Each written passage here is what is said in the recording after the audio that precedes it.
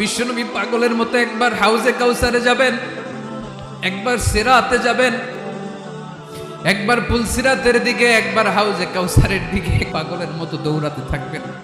তার কোনো গুনাহগার উম্মত যাতে জাহান্নামে ঢুকে না যায়, সেদিন কেউ সুপারিশ করতে পারবে না বিশ্বনবী ছাড়া।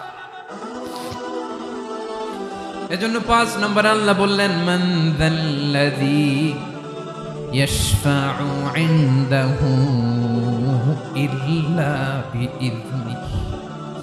কার সাহস আছে, কার এত বড় বুকের পাটা কিয়ামতের কঠিন দিন আল্লাহর সামনে দাঁড়িয়ে সুপারিশ করবে? কারো ক্ষমতা, কারো ক্ষমতা নাই।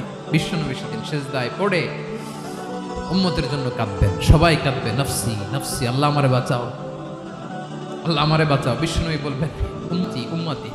বিশ্বনবী আমার জন্য কাঁদবেন, আপনার জন্য কাঁদবেন, আমাদের জন্য সেদিন কেঁদে কেঁদে জাহান্নামের দরজায় দাঁড়িয়ে আমাদেরকে টেনে টেনে জান্নাতে ঢুকাবেন।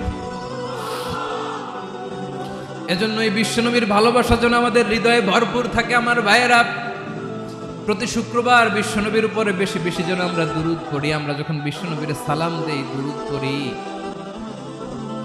একদল স্পেশাল ফেরেশতা আছে যারা বিশ্বনবীর দুরূদটা নিয়ে সরাসরি বিশ্বনবীর রওজায় যায়, যে বলে অমুকের বেটা অমুক আপনারে সালাম দিয়েছে। বিশ্বনবী নিজ কবরের থেকে নিজেই সালামের উত্তর দেয়। বিশ্বনবীর ভালোবাসা যেন আমাদের হৃদয়ে থাকে, বিশ্বনবীর সুন্নাহ দিয়ে যেন আমাদের জীবনটাকে সাজাই। পারা যাবে ইনশাআল্লাহ। বিশ্বনবীর ভালোবাসা ছাড়া কেউ জান্নাতে ঢুকতে পারবে? বিশ্বনবীর পক্ষে আমরা বলবো, বিশ্বনবীর পক্ষে আমরা লিখবো, বিশ্বনবীর জন্য আমরা আমাদের কলিজার রক্ত বিলিয়ে দিব, ঠিক কিনা বলেন?